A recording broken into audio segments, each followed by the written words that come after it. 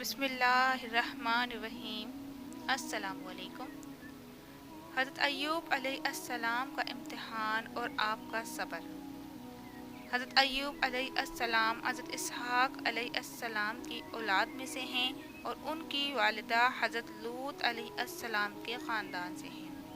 اللہ تعالیٰ نے آپ کو ہر طرح کی نعمتوں سے نوازا تھا، حسن صورت بھی اور مال و دولت کی کثرت بھی، بے شمار مویشی اور کھیت و باغ وغیرہ کے آپ مالک تھے۔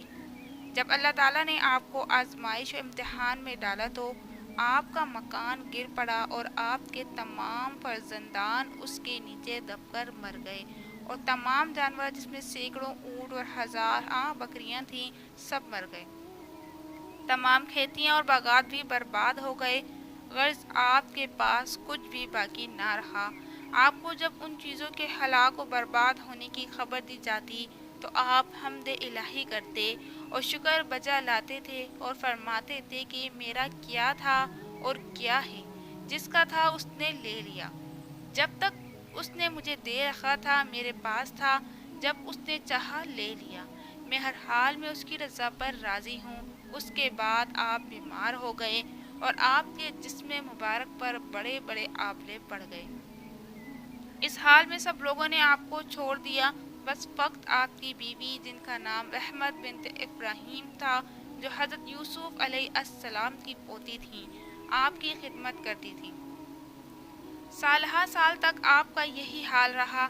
آپ آبلوں اور پھوڑوں کے زخموں سے بڑی تکلیفوں میں رہے۔ عام طور پر لوگوں میں مشہور ہے کہ معاذاللہ آپ کو کوڑ کی بیماری ہو گئی تھی۔ چنانچہ بعض غیر معتبر کتابوں میں آپ کے کوڑ کے بارے میں بہت سی غیر معتبر داستانیں بھی تحریر ہیں، مگر یاد رکھو کہ یہ سب باتیں سرتابہ بالکل غلط ہیں، اور ہرگز ہرگز آپ یا کوئی نبی بھی کبھی کوڑ اور جذام کی بیماری میں مبتلا نہیں ہوا، اس لیے کہ یہ مسئلہ متفق علیہ ہے کہ انبیاء علیہم السلام کا تمام ان بیماریوں سے محفوظ رہنا ضروری ہے، جو عوام کے نزدیک باعث نفرت و حقارت ہے۔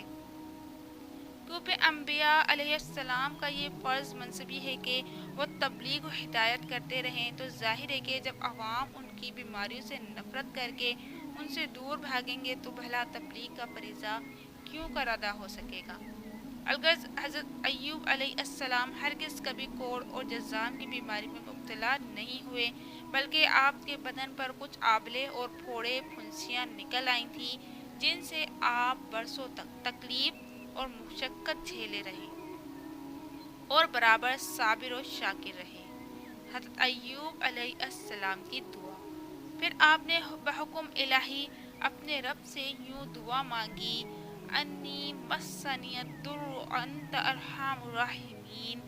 ترجمہ: بے شک مجھے تکلیف پہنچی ہے اور تو سب رحم کرنے والوں سے بڑھ کر رحم کرنے والا ہے۔ جب آپ اللہ تعالیٰ کی آزمائش میں پورے اترے اور امتحان میں کامیاب ہو گئے تو آپ کی دعا مقبول ہوئی، اور ارحم الراحمین نے حکم فرمایا کہ اے ایوب، اپنا پاؤں زمین پر مارو۔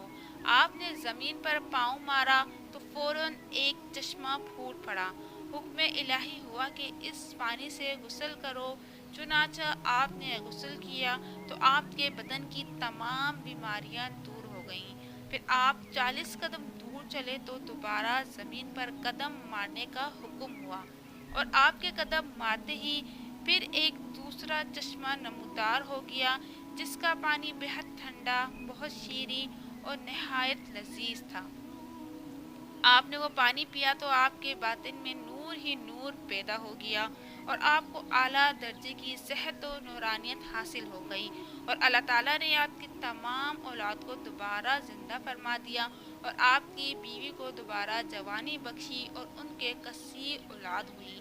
پھر آپ کا تمام ہلاک شدہ مال مویشی اور اسباب و سامان بھی آپ کو مل گیا، بلکہ پہلے جس قدر مال و دولت کا خزانہ تھا اس سے کہیں زیادہ مل گیا۔ 100 درے مارنے کی قسم۔ اس بیماری کی حالت میں ایک دن آپ نے اپنی بیوی صاحبہ کو پکارا تو وہ بہت دیر کر کے حاضر ہوئی۔ उस पर गुस्से में आकर आपने उनको 100 दुर्रे मारने की कसम खा ली थी। तो अल्लाह ताला ने फरमाया कि ए अय्यूब अलैहिस्सलाम, आप एक सीकों की झाड़ू से एक मर्तबा अपनी बीवी को मार दीजिए, इस तरह आपकी कसम पूरी हो जाएगी।